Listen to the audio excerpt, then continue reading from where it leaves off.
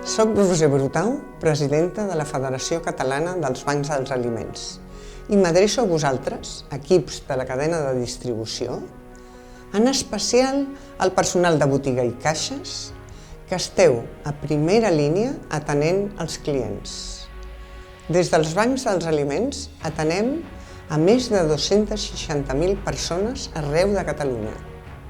Aquest any el repte és enorme, la demanda creix i tots hem sentit parlar de la nova pobresa.